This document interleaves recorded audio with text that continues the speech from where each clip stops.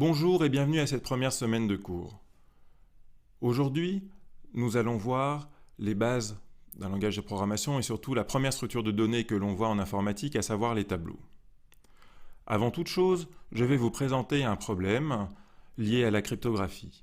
Loin de moi l'idée de vous présenter tout le domaine de la cryptographie et surtout des résultats récents. Il s'agit juste ici d'un exemple que l'on pourrait appeler exemple jouet, mais qui était pourtant utilisé par Jules César lorsqu'il voulait échanger des messages secrets avec certains de ses espions. L'idée de base est donc d'étudier une manière de transmettre des messages sans qu'une personne qui intercepte celui-ci arrive à déchiffrer le message en question. Cette semaine, il n'y aura que très peu de difficultés dans ce cours. Cela devrait permettre à tout le monde de se remettre à niveau et de revoir tout doucement le langage Java.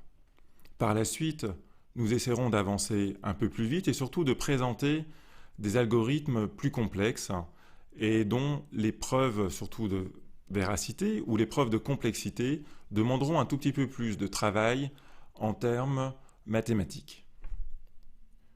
En attendant, regardez le texte qui va bientôt s'afficher à l'écran. On ne reconnaît pas grand-chose. En effet, ce texte que j'ai écrit a été chiffré à l'aide de ce qu'on appelle le codage de César. Alors essayez de deviner le texte d'origine, je vous laisse quelques instants pour cela. Peut-être avez-vous pu repérer certains mots, mais dans l'ensemble, cela va être très difficile.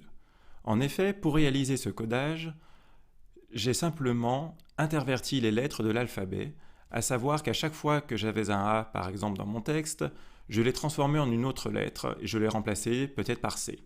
À chaque fois que j'avais un B, je l'ai remplacé par un D.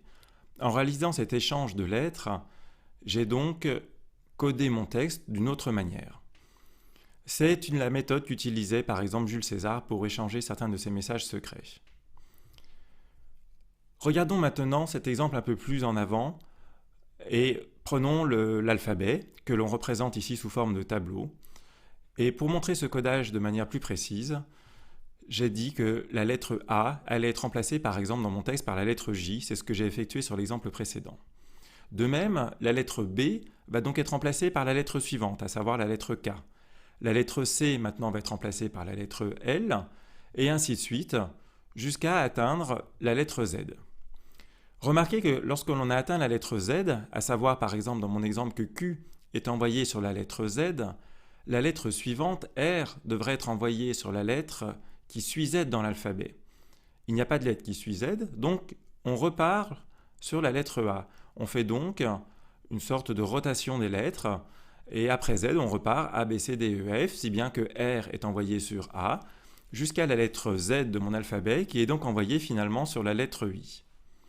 Ce codage est ce qu'on appelle bijectif, à savoir qu'une fois que vous avez ce système de codage, soit vous lisez la première ligne et vous avez la lettre codée dans la seconde ligne, mais si vous avez un texte codé, pour le décoder c'est très facile, vous prenez la deuxième ligne et vous lisez son équivalent dans la première ligne.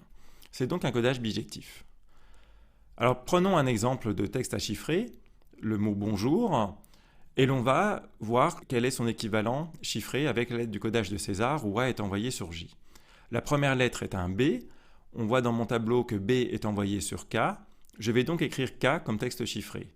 La deuxième lettre est le O est envoyé sur le X, je vais donc écrire X.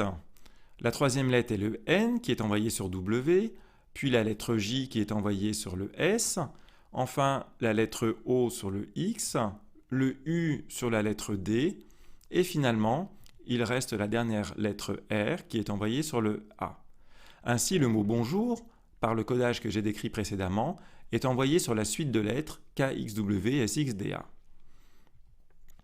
Alors la question naturelle que l'on se pose et que l'on est en droit de se poser est de savoir si l'on a un texte codé, s'il existe un moyen de le décoder de manière automatique. À savoir, peut-on trouver un algorithme qui prenne en entrée le texte codé et qui vous retourne le texte d'origine? Alors c'est un problème, il y a maintes manières de le résoudre, et je vais vous présenter ici la méthode dite des fréquences. Mais avant tout, examinons un peu plus près ce problème. La première question que l'on se pose, c'est qui possède la clé? Si Jules César reçoit le texte et qu'il possède, lui, la clé de décodage, il pourra effectivement décoder le texte. Il suffit de refaire le tableau de transcription que je vous ai montré sur le transparent précédent. Donc si, par exemple, on sait que la clé AJ est connue, alors, pour redécoder le texte du haut, il suffit de refaire le décodage. En regardant la lettre S, on s'aperçoit qu'elle est envoyée sur J, et ainsi de suite. Et on va retrouver, par exemple, sur SDUNB, le mot Jules César. Mais la question qui est difficile, et c'est une question naturelle en cryptographie, imaginez que vous êtes en train d'échanger des données entre un client et un serveur. Par exemple, vous êtes connecté à votre site de banque et vous êtes en train d'échanger votre numéro de carte bleue pour payer. Votre numéro va donc transiter via le net, il va donc devoir transiter d'une certaine manière, codé, crypté si vous le voulez. Si vous voulez voir un peu cette distinction, je vous conseille d'aller suivre un cours de cryptographie. Néanmoins, ici, le texte va être transformé d'une manière que une personne qui intercepte le message au milieu, donc le texte codé, n'arrive pas à retrouver le texte d'origine. Le codage de César est donc un très mauvais exemple de ce point de vue-là, car on va voir qu'il existe une manière de décoder le texte que l'on voit, mais en plus que cette méthode est instantanée, en fait, elle va être linéaire, c'est-à-dire que vous pouvez décoder des textes de taille 1 million, voire 1 milliard avec un ordinateur dans l'ordre de la seconde. Alors si l'on ne connaît pas la clé, comment pourrait-on procéder? La première méthode naïve consisterait à calculer tous les décalages possibles. Par exemple, on pourrait examiner le cas où A est envoyé sur B, le cas où A est envoyé sur C, le cas où A est envoyé sur D, et ainsi de suite. Et parmi toutes ces rotations, tous ces chiffrements possibles, eh bien, un chiffrement doit correspondre au décodage de notre texte. Si l'on prend donc le texte SDUNB, je vais réaliser une première rotation, à savoir que je vais dire par exemple que le S est envoyé sur le T, c'est-à-dire que chaque lettre va être envoyée sur la lettre suivante, donc S sur T, D sur E, U sur V, et j'obtiens donc le texte TEVOC MOCKB, et je vais réitérer ce processus, et donc le T, maintenant je vais l'envoyer sur le U, le E sur le F, donc j'envoie à chaque fois chaque lettre sur la suivante, et je vais donc avoir 26 rotations possibles, à savoir les 26 lettres qui vont correspondre aux 26 clés possibles, c'est-à-dire sur quelle lettre va être envoyé le A. Et parmi ces différentes rotations, eh bien, doit exister la version du texte décodée. Donc ici, on va retrouver en effet Jules César lorsque le S est envoyé sur le J. Effectivement, maintenant, on a une manière visuelle de le décoder. Ce n'est pas toujours évident de le faire de cette manière et surtout, je ne vois pas une bonne méthode pour faire réaliser ce calcul par un ordinateur. Ou alors, il faudrait calculer toutes ces rotations et après essayer de reconnaître si les mots que l'on a de manière décodée dans chacune des méthodes de décodage est un mot du dictionnaire. Donc il faudrait posséder le dictionnaire, vérifier si les mots sont dedans et trouver le texte où le maximum de mots est dedans, en fait même où l'ensemble des mots se trouve dans le dictionnaire. Ce serait possible, mais très difficile à mettre en œuvre et surtout dépend du dictionnaire. Alors on va faire une méthode plus facile que l'on appelle la méthode par fréquence. En effet, on va donc se baser sur le fait que dans une langue, il y a très souvent une lettre la plus fréquente. Donc dans notre cas, en français, ou dans d'autres langues comme l'anglais, le E est la lettre la plus fréquente. En français, le E apparaît environ dans 15% des cas. Donc, une méthode pour décoder votre texte va être effectivement de calculer les fréquences d'apparition de chacune des lettres, et comme l'on sait a priori que le E est la lettre la plus fréquente, dans mon texte codé, si je connais la lettre la plus fréquente, imaginons que ce soit le F, cela veut donc dire que le E à l'origine a été donc envoyé de manière codée sur le F. Et ça, c'est une opération qui est très facile à réaliser de manière informatique. Donc prenons cet exemple suivant. Nous avons un texte codé. Je vais calculer les fréquences d'apparition de chaque lettre, à savoir pour le A le nombre de fois où le A apparaît, pour le B le nombre de fois où le B apparaît, et ainsi de suite jusqu'au Z. On voit dans ce diagramme de fréquence un pic très élevé, en fait presque à 40%, qui apparaît sur la lettre N. Donc la lettre N est la plus fréquente dans le texte codé. Cela veut donc dire que par rapport à mon texte d'origine, le E a donc été envoyé sur le N.